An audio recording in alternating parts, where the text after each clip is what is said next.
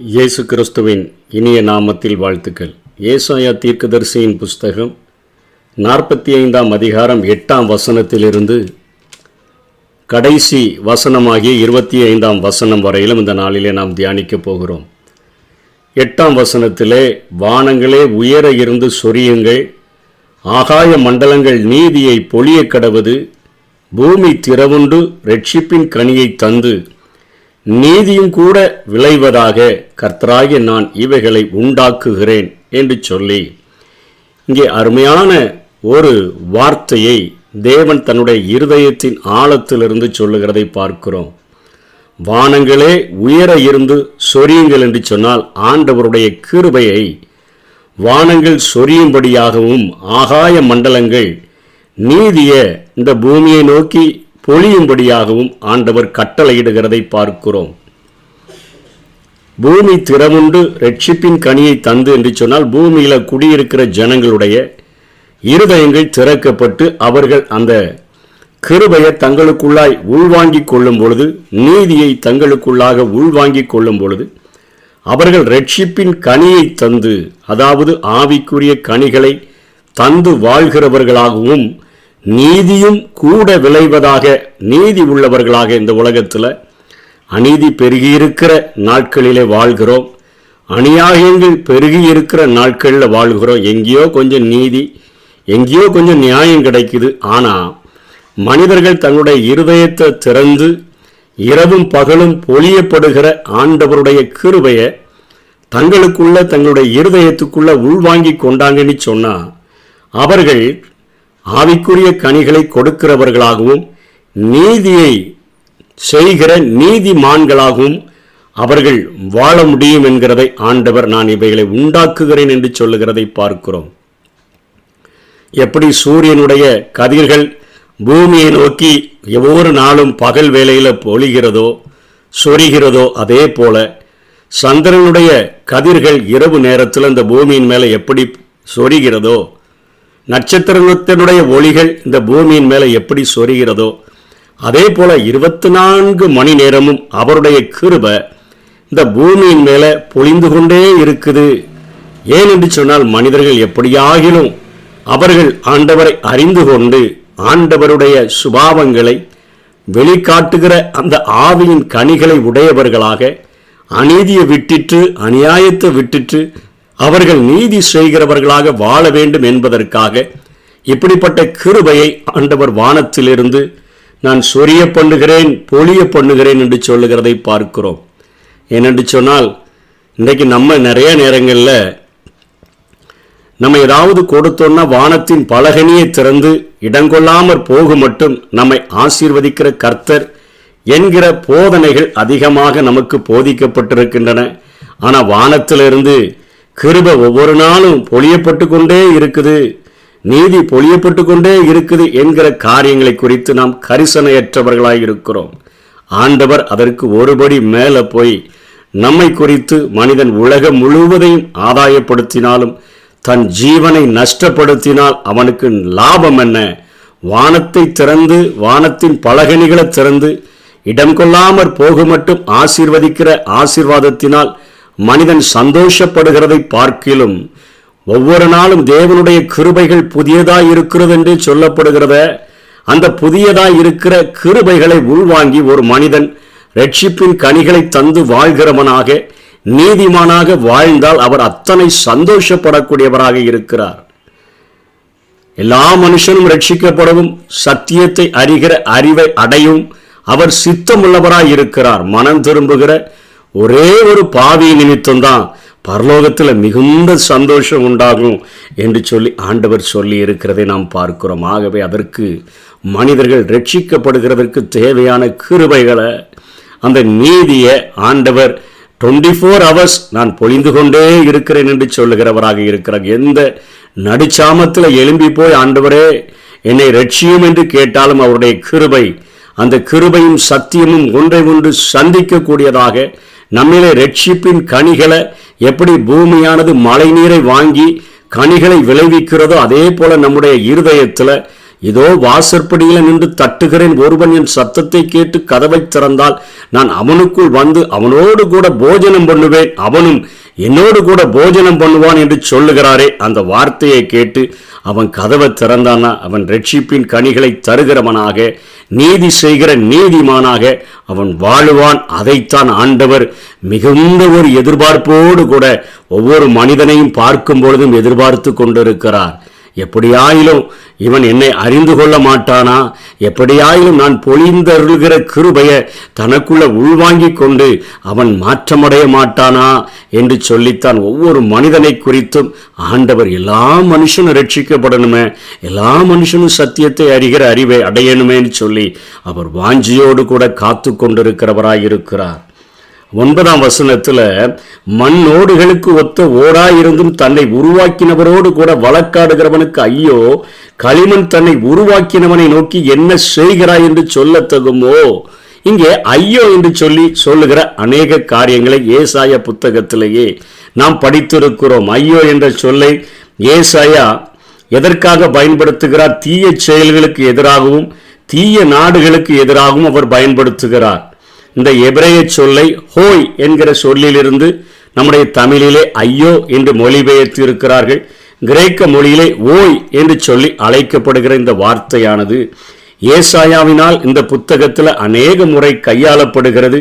அதே போல எரேமியாவும் ஆடுகளை சிதறடிக்கிற மேய்ப்பர்களுக்கு எதிராகவும் தீய செயல்களுக்கு எதிராகவும் இந்த ஐயோ என்கிற வார்த்தையை அவர் பயன்படுத்துகிறார். எரேமியா 22ஆம் அதிகாரத்தில் 13-17 வரையிலும் 23ஆம் அதிகாரம் 1ஆம் வசனத்திலும் அவர் பயன்படுத்துகிறார். எசேக்கியேல் பொய் தீர்க்கதரிசிகளுக்கு எதிராகவும் தீச்செயல் புரிந்த பட்டணங்களுக்கு எதிராகவும் அவர் பயன்படுத்துகிறார். எசேக்கியேல் 13ஆம் அதிகாரம் 3ஆம் வசனத்தில், 18ஆம் வசனத்தில், 24ஆம் அதிகாரம் 6, 9 இந்த வசனங்களில் எசேக்கியேல் தீர்க்கதரிசியும் பயன்படுத்துகிறார். புதிய ஏற்பாட்டில் இயேசு கிறிஸ்து மாய்மாலக்காரர்களுக்கு எதிராக தீச்செயல் புரிகிற பட்டணங்களுக்கு எதிராக, அதாவது கோராசினே உனக்கு ஐயோ, பெத்சாயிதாவே உனக்கு ஐயோ என்று சொல்லுகிறார, இதற்கு எதிராக ஆண்டவர் பயன்படுத்துகிறதை பார்க்கிறோம். மத்தேயு 11ஆம் அதிகாரம் 21ஆம் வசனங்களில், லூக்கா 11ஆம் அதிகாரம் 44ஆம் வசனங்களில் இந்த வார்த்தைகள் பயன்படுத்தப்படுகின்றன.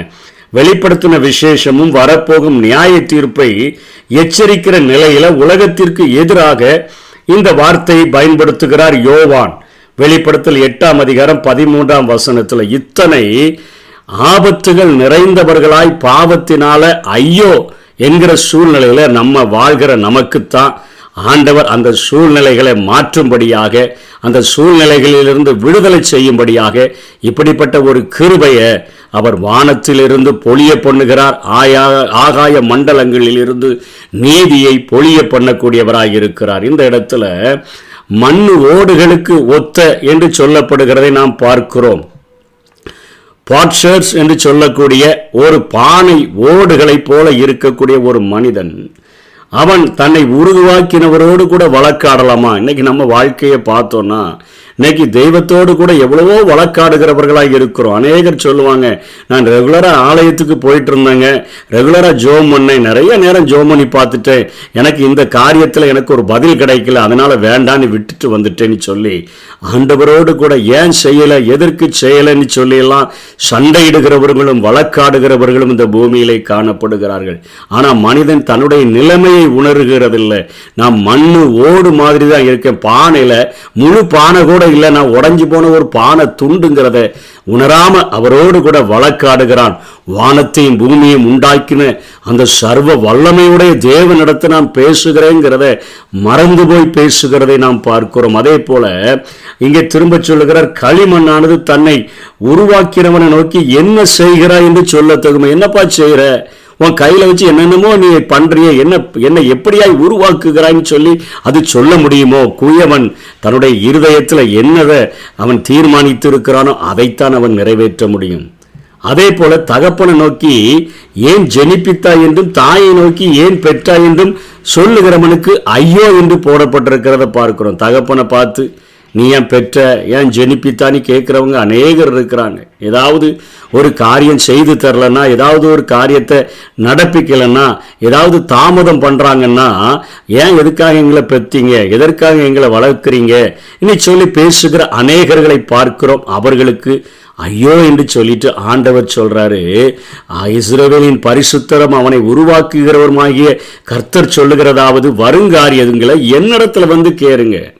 இன்னைக்கு வருங்காரியங்களெல்லாம் நம்ம அறிந்து கொள்ளுகிறதற்கு, எதிர்காலத்தை அறிந்து கொள்ளுகிறதற்கு கைரேகை பார்க்கிறதும், சோசியம் பார்க்கிறதும், குறி கேட்கறதும், நாள் நட்சத்திரம் பார்க்கிறதும், ராசி பலன் பார்க்கிறதும், இப்படி அநேக காரியங்கள்ல தான் நம்ம பயன்படுத்துகிறோம். இல்லைன்னா பாட்டாளிகிட்ட போய் கேட்கிறோம், கோடாங்கிகள்கிட்ட போய் கேட்கிறோம். நல்ல காலம் பிறக்குதுன்னு சொல்றவங்கிட்ட ஏதாவது சாப்பாட்டை கொடுத்தா அவன் நல்லதை சொல்லிட மாட்டானா, இல்லைன்னா கிளி ஜோசியங்கள், இப்படி வரும் காரியங்களை குறித்து நம்ம தெரிகிறதற்கு நம்ம அநேக காரியங்களை பின்பற்றுகிறவர்களாக காணப்படுகிறோம்.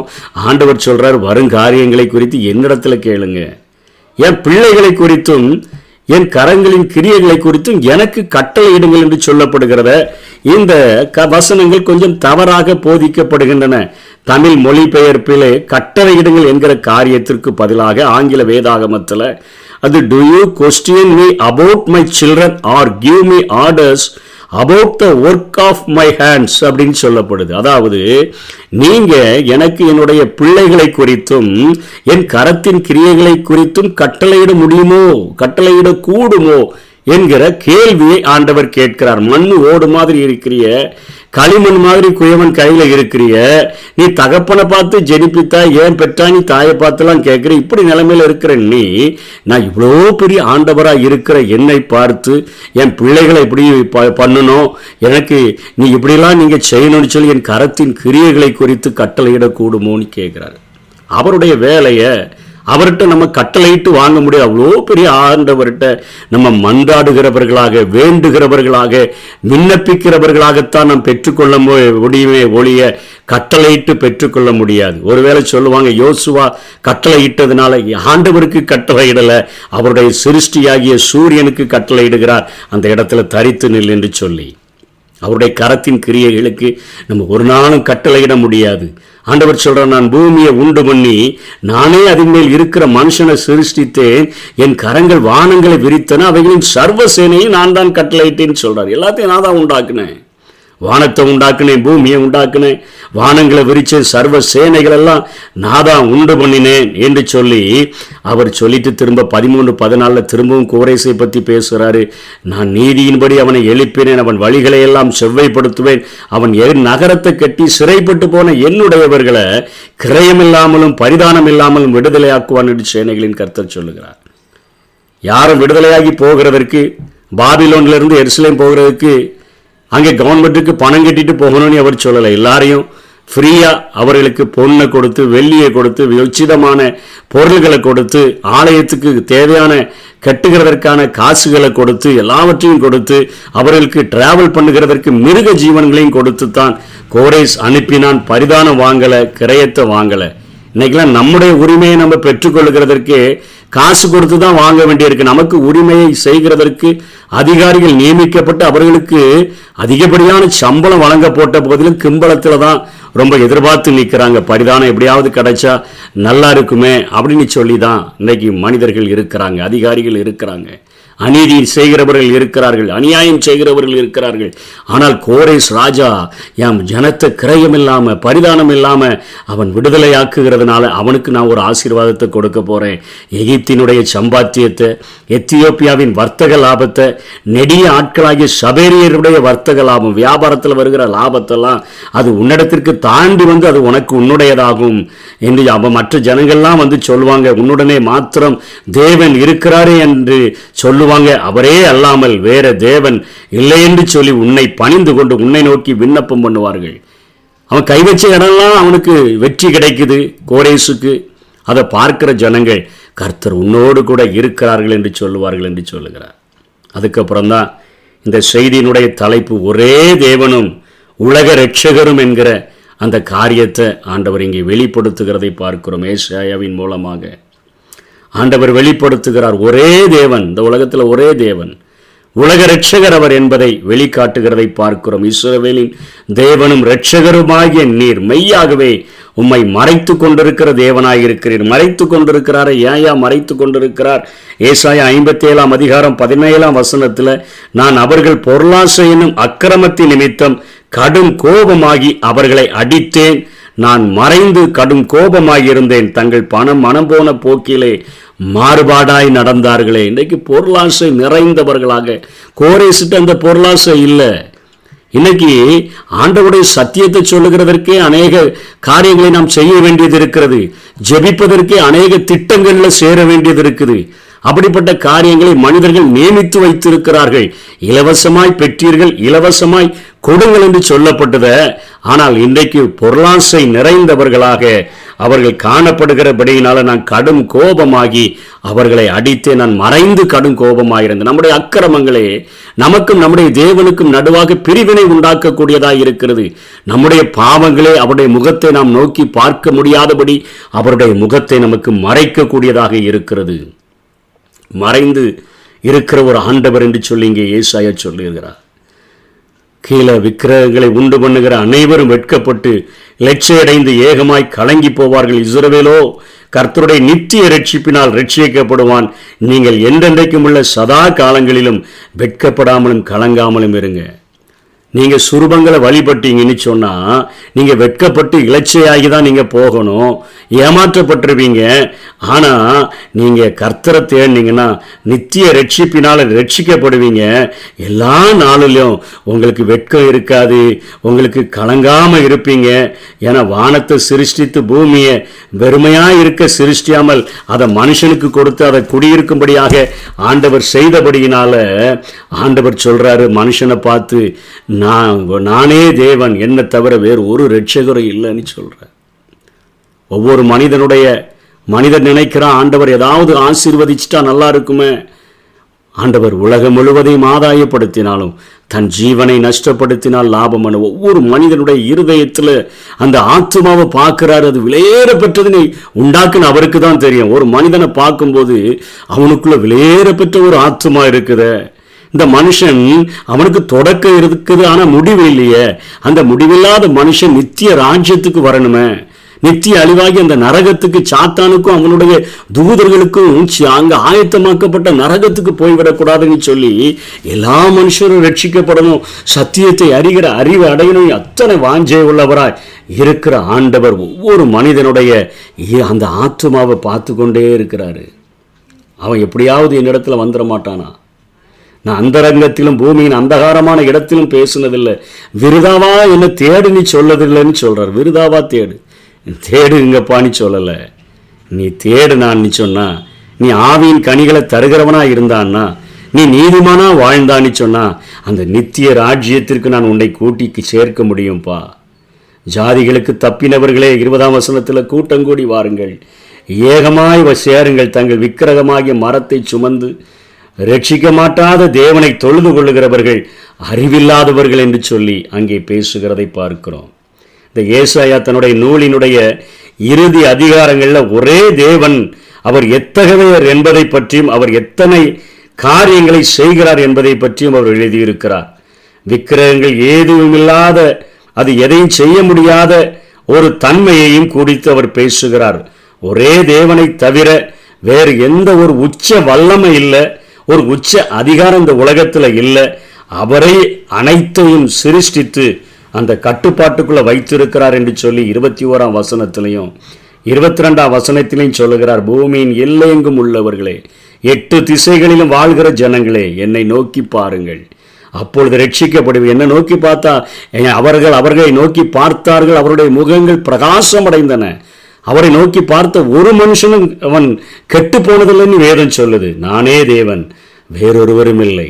முழங்கால்கள் யாவும் எனக்கு முன்பாக முடங்கும், நாவு என்னை முன்னிட்டு ஆணையிடும் என்று நான் என்னை கொண்டே ஆணையிட்டு இருக்கிறேன். இந்த நீதியான வார்த்தை என் வாயிலிருந்து புறப்பட்டது, இது மாறுவதில்லை. இது முழுமையா இந்த பூமியில ஒரு நாள் நிறைவேறப் போகிறது. ஆனால் இதை பவுல் எடுத்து ரோமாபுரிக்கு எழுதுகிறார். பிலிப்பு சபைக்கு அவர் எழுதுகிறதை பார்க்கிறோம். ரோமருக்கு சொல்லும் பொழுது அவர் சொல்லுகிறார், அந்தபடி முழங்கால்கள் யாவும் முடங்கும், நாவு யாவும் தேவனை அறிக்கை பண்ணும் என்று ஜீவனை கொண்டு உரைக்கிறேன் என்பதாய் கர்த்தர் உரைக்கிறார் என்று எழுதியிருக்கிறது என்று சொல்லுகிறார். பிலிப்பியருக்கு எழுதும்போது இஸ்ரவேலே இயேசுவின் நாமத்தில் வானோர் பூதலத்தோர் பூமியின் கீழானோருடைய முழங்கால்கள் யாவும் முடங்கும்படிக்கும் பிதாவாகிய தேவன் அவருக்கு இயேசு மகிமையாக இயேசு கிறிஸ்து நாவுகள் என்று அறிக்கை பண்ணும்படிக்கு எல்லா நாமத்திற்கும் மேலான ஒரு நாமத்தை அவருக்கு தந்தருளினார் என்று சொல்லி பார்க்கிறோம். இஸ்ரவேலின் சந்ததியாராகிய யாவரும் கர்த்தருக்குள் நீதிமான்களாக்கப்பட்டு மேன்மை பாராட்டுவர். இது ஒரு நாளில் நிச்சயமாக நிறைவேறும் என்கிறதை இங்கே ஏசாயா எழுதி முடித்து இருக்கிறதை பார்க்கிறோம். ஒரு நாள் வரும், மகாபத்ரவத்தின் நாட்களில் இன்றைக்கு முழங்கால் படியிடாதவ யாவரும் அந்த நாட்களில் முழங்கால் படியிட்டு ஆண்டவரை தேட ஆரம்பிப்பார்கள். ஒரே தேவனும் உலக இரட்சகருமாய் இருக்கிற அவரை கண்டுகொள்வார்கள் என்று சொல்லி ஏசாயா இங்கே முடிக்கிறதை பார்க்கணும். இந்த நாட்களில் நமக்கு கொடுக்கப்பட்டிருக்கிற அந்த காலங்களில் 24 மணி நேரங்களும் பொழியப்படுகிற அந்த கிருபையில் நம்ம நினையும்படியாக நம்முடைய வாழ்க்கையை அர்ப்பணித்து, ஆண்டவரே என்னுடைய இருதயத்தில் அந்த கிருபைகளை வாங்கி இந்த உலகத்தில் ஆவிக்குரிய கனிகளை தந்து நீதிமானாய் வாழ விரும்புகிறேன், உதவி செய்யுங்கன்னு கேட்டோன்னு சொன்னா அந்த கிருபைகளை தந்து இன்றைக்கும் வழி நடத்துகிறதற்கு ஆண்டவர் உண்மை உள்ளவராயிருக்கிறார். கர்த்தர் தாமே நம்மை ஆசீர்வதிப்பாராக. ஆமென். கொடுத்தீரையா உம்மையே எனக்காக, உலகின் இரட்சகரே உன்னத பலியாக